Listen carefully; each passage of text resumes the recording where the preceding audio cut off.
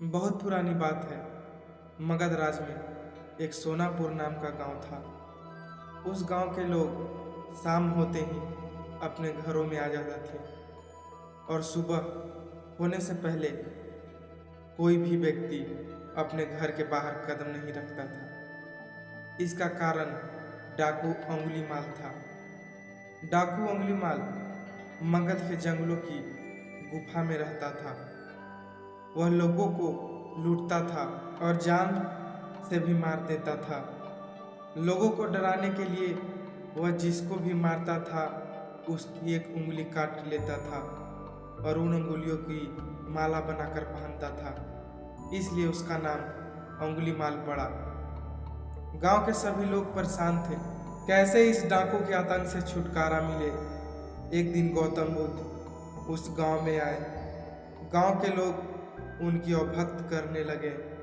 गौतम बुद्ध ने देखा कि गांव के लोगों में किसी बात को लेकर दहशत फैली है।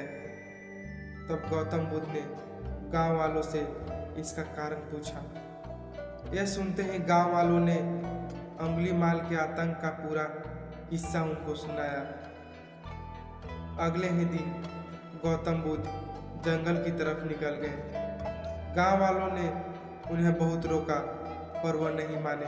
बुद्ध को आते देख अंगुलीमाल हाथों में तलवार लेकर खड़ा हो गया, पर बुद्ध उसकी गुफा के सामने से निकल गए। उन्होंने पलटकर भी नहीं देखा। अंगुलीमाल उनके पीछे पीछे दौड़ा, पर दिव्य प्रभाव के कारण वह बुद्ध को पकड़ नहीं पा रहा था। थक हार कर उसने कहा, रुको। बुद्ध रुक गए और मुस्कुराकर बोले, मैं तो कब का रुक गया, पर तुम कब ये हिंसा रोकोगे। अंगुलीमाल ने कहा, सन्यासी, तुम्हें मुझसे डर नहीं लगता? सारा मगध मुझसे डरता है। तुम्हारे पास जो कुछ भी माल है वो निकाल कर दे दो, वरना जान से हाथ धो बैठोगे। मैं इस राज का सबसे शक्तिशाली व्यक्ति हूँ। बुद्ध जरा भी नहीं घबराए और बोले, मैं ये कैसे मान लूँ कि तुम ही इस राज के सबसे शक्तिशाली इंसान हो। तुम्हें यह साबित करके दिखाना होगा। अंगुलीमाल बोला, बताओ कैसे साबित करना होगा। बुद्ध ने कहा, तुम उस पेड़ के 10 पत्तियां तोड़कर लाओ।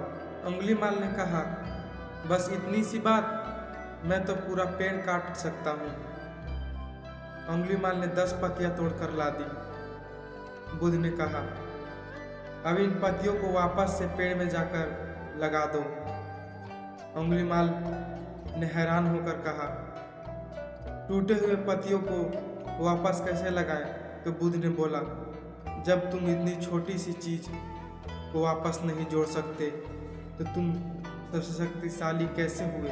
यदि तुम किसी चीज को जोड़ नहीं सकते तो कम से कम उसे तोड़ो मत। यदि किसी को जीवन नहीं दे सकते तो उसे मृत्यु देने का भी तुम्हें कोई अधिकार नहीं है। यह सुनकर अंगुलीमाल को अपनी गलती का एहसास हो गया और वह बुद्ध का शिष्य बन गया और उसी गांव में रहने लगा और लोगों की सेवा करने लगा। आगे चलकर यह अंगुलीमाल बहुत बड़ा सन्यासी बन गया और अहिंसा का नाम प्रचलन करने लगा। धन्यवाद।